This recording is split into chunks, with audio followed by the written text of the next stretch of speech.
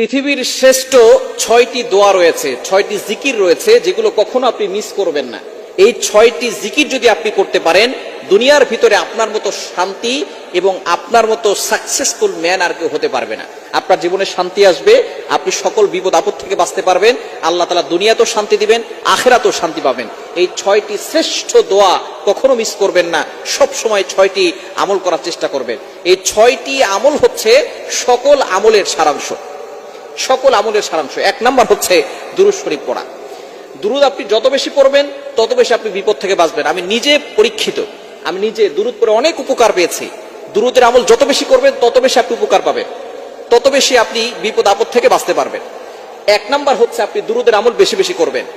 আল্লাহ পাক রব্বুল আলামিন নিজে বলে দিয়েছেন, কোরআন খুলেন ২২ নম্বর পারার ৫ নম্বর পৃষ্ঠার ৪-৫ নম্বর লাইন, সূরা আহজাবের আল্লাহ পাক রব্বুল আলামিন ৫৬ নম্বর আয়াতে বলে দিয়েছেন, ইন্নাল্লাহা ওয়া মালাইকাতাহু ইউসাল্লুনা আলান নবী ইয়া আইয়ুহাল্লাযীনা আমানু সাল্লু আলাইহি ওয়া সাল্লিমু তাসলিমা।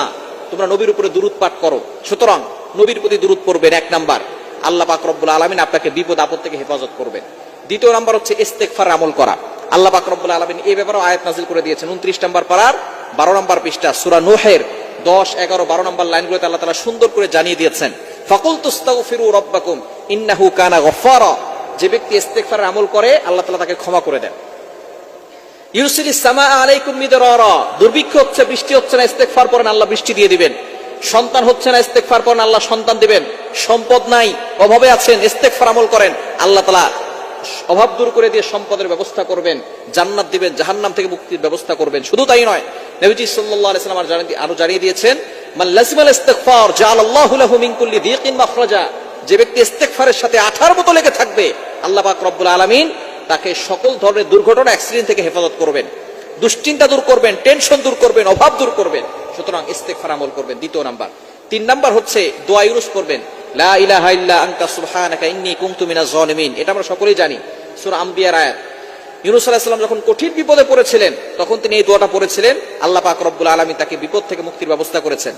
৪ নাম্বার হচ্ছে লা হাওলা ওয়ালা কুওয়াতা ইল্লা বিল্লাহিল আলিয়্যিল আযীম। এটা হচ্ছে জান্নাতের ভান্ডার। জান্নাতের ভান্ডার হচ্ছে লা হাওলা ওয়ালা কুওয়াতা ইল্লা বিল্লাহিল আলিয়্যিল আযীম, জান্নাতের গুপ্ত ধন। এটা যদি ১০০ বার পরে কেউ দোয়া করে, আল্লাহ তাআলা তার দোয়া কবুল করেন, বিপদ দূর করেন, অভাব দূর করেন, কষ্ট দূর করে দেন, দুশ্চিন্তা দূর করে দেন। ৫ নাম্বার হচ্ছে আপনি আল্লাহ তাআলার একটি গুণবাচক নাম ইয়া জাল জালালি ওয়াল ইকরাম, এটা বেশি বেশি করবেন। ইয়া জাল জালালি ওয়াল ইকরাম, আল্লাহ তাআলার গুণবাচক নাম করে দোয়া করলে দোয়া কবুল হয়। আল্লাহ নিজে বলছেন, কোরআন খুলেন, পবিত্র কোরআনুল কারীমের ভিতরে ৯ নম্বর পারা ১৩ নম্বর পৃষ্ঠা ৪ নম্বর লাইন, সূরা আরাফের ১৮০ নম্বর আয়াতে আল্লাহ বলছেন, ওয়ালিল্লাহিল আসমাউল হুসনা ফাদউহু বিহা।